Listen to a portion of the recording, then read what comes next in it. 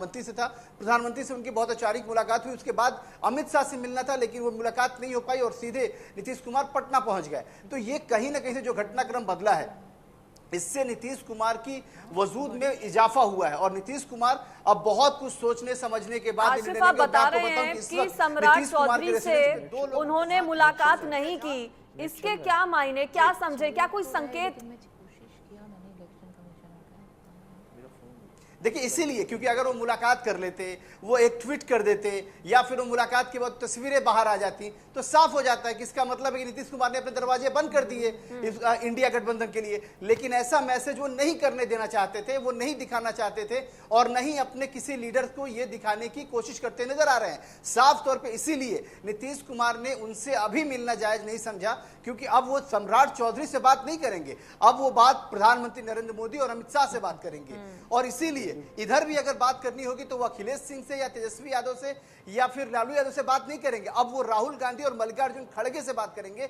ऐसे लेवल पे हैं वो इस वक्त उनकी बार्गेनिंग कैपेसिटी बहुत ज्यादा है। इसीलिए वो अपने अहमियत को समझते हुए समय का अहमियत नीतीश कुमार से बेहतर कोई नहीं जानता। जेडीयू में क्या हलचल है? जेडीयू में जो बातचीत चल रही है पार्टी के अंदर, दो बातें हैं आशिफ, दो चीजों पर मैं आऊंगा। एक तो ये कि आप पूरे चुनाव आपने बिहार में कवर किया और बिहार की एक एक बात को आपने बड़े करीब बड़ी से खबर देखा। इस बीच एक और मिल रही है, अबुल बने रहिए, बड़ी खबर बता देते हैं जो मिल रही है इस वक्त। इलेक्शन ब्रेकिंग क्या है ये आप जानिए। चुनावी नतीजों के बीच कांग्रेस में हलचल हो गई है तेज।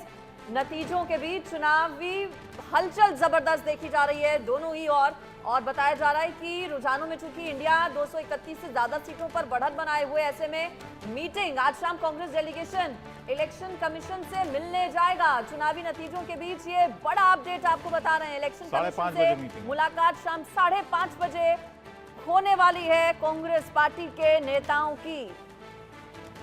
तो ये बड़ी खबर है, चुनाव नतीजों के बीच कांग्रेस में काफी हलचल है। 5:30 बजे आशिफ के पास चलते हैं। आशिफ कुछ कह रहे हैं, आशिफ बताइए। जी अबुल, मैं आपको बताऊं अंजलि आपको कि इस वक्त की सबसे बड़ी खबर है, 4:30 बजे का वक्त मुकर्रर हुआ है। मल्लिकार्जुन खड़गे और राहुल गांधी, जिसमें प्रियंका गांधी भी रहेंगी, एक बड़ी प्रेस कॉन्फ्रेंस करने जा रही है कांग्रेस पार्टी। तो आप समझ सकते हैं कि किस तरीके से अब लगातार तैयारियों का सिलसिला चल रहा है और वो लोग किसी भी तरीके से कोई मर्सी नहीं बरतना चाहते हैं। इसीलिए अब वो बड़ी प्रेस कॉन्फ्रेंस होने जा रही है जिसका मैसेज आ गया है 5:30 बजे, माफ कीजिएगा 5:30 बजे एआईसीसी हेडक्वार्टर में मल्लिकार्जुन खड़गे, राहुल गांधी और प्रियंका गांधी मौजूद रहेंगी इस बड़ी प्रेस कॉन्फ्रेंस में। सबसे बड़ी बात है कि इस वक्त इंडिया गठबंधन को दबाव करना है, ये बताना है कि वो बहुत मजबूत स्थिति में है और बहुत ज्यादा एग्रेसिव है। इसीलिए आप देखिए कांग्रेस पार्टी में बीजेपी से पहले ढोल नगाड़े बज गए, बीजेपी से पहले वहां के ये सब उतना आसान नजर आता है क्या? क्योंकि बहुमत तो अभी है एनडीए के पास, 272 चाहिए होते हैं, 295 हैं। नीतीश बाबू अगर उधर चले भी जाते हैं तो फिर क्या ऐसी स्थितियां इंडिया अलायंस के लिए बनती नजर आती हैं कि वो सत्ता में आए? देखिए अंजलि, सबसे बड़ी चीज क्या होती है ना, एक प्रेशर पॉलिटिक्स भी होता है। ये बात समझना होगा कि आपका मुकाबला किससे है और इसमें कहीं दो मत नहीं, कांग्रेस इस वक्त कम से कम ओवर एक्साइटेड है, क्योंकि साफ तौर पे उसने जो सोचा नहीं था उससे ज्यादा बेहतर नतीजे उनके सामने नजर आ रहे हैं। तो वो चाहते हैं कि किसी भी तरीके से कोई चूक न मिले, इसलिए अगर सरकार बनाने की कोशिशें जारी रखनी चाहिए। अगर कुछ बनाने की गुंजाइश पैदा होती है तो उसमें किसी भी तरीके से कोई कोर कसर छोड़ने की जरूरत है। इसलिए 5:30 बजे एक तरफ राहुल गांधी और मल्लिकार्जुन खड़गे, प्रियंका गांधी प्रेस कॉन्फ्रेंस करेंगे, तो दूसरी तरफ उनका एक डेलीगेशन होगा जो चुनाव आयोग से मिलने जाएगा और कहेगा कि देखिए अगर नतीजों में थोड़ी भी हेराफेरी होगी तो दिक्कत होगा। और ये जो तमाम तरह के आरोप प्रत्यारोप लगते आए हैं उसके लिए कोशिशें होंगी। बिल्कुल आपने ठीक कहा कि अभी इतना आसान नहीं है, क्योंकि 295 से ऊपर की सीटें जो दिख रही हैं वो इंडिया गठबंधन की तरफ दिख रही हैं। सरकार बनाने के लिए 272 चाहिए होता। मैं आपको एक बात और याद दिला दूं, एक टीवी साक्षात्कार में प्रधानमंत्री ने कहा था कि लोग 400 की बात कर रहे हैं, वो 272 का आंकड़ा समझ ही नहीं रहे कि मुझे तो सिर्फ 272 चाहिए और मैं 272 के लिए कंफर्ट हूं।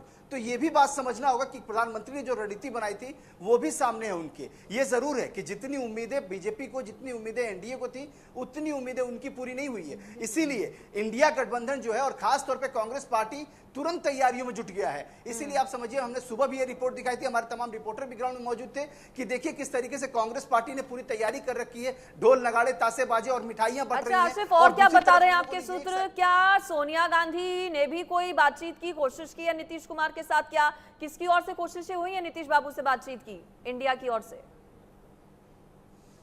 अंजलि देखिए आपने सूत्रों की बात की है, तो मैं सूत्रों के हवाले से बता देता हूं कि नीतीश कुमार से 3 बार बात हो चुकी है इंडिया गठबंधन के बड़े नेताओं की।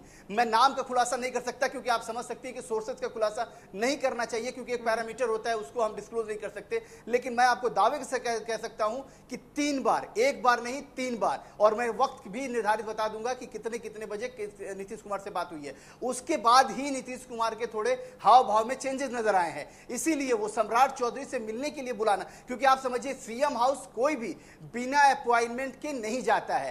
पहले अपॉइंटमेंट मिला था सम्राट चौधरी को, इसीलिए वो सीएम हाउस पहुंचे, लेकिन उसके बावजूद सीएम आवास में उनकी मुलाकात नहीं हो पाने, इसका मतलब आप समझ सकती हैं कि नीतीश कुमार क्या मैसेज इंडिकेट करना चाहते हैं। और जिसको भी देखिए, अरविंद जी भी हमारे साथ आ रहे हैं, अरविंद जी भी हमारे साथ हैं।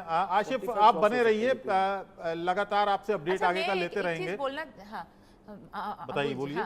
अगर ये लोग बात कर रहे हैं इंडिया गठबंधन नीतीश कुमार जी से, तो बीजेपी भी तो बात कर रहे होंगे ना। ये जो 17 आदर्श का नंबर दिखा रहे हैं, वो तो ये जो 295 अभी भी एनडीए का सरकार बनते हुए दिख रहे हैं। एक बात बहुत इंपॉर्टेंट है, देखिए दो बातें।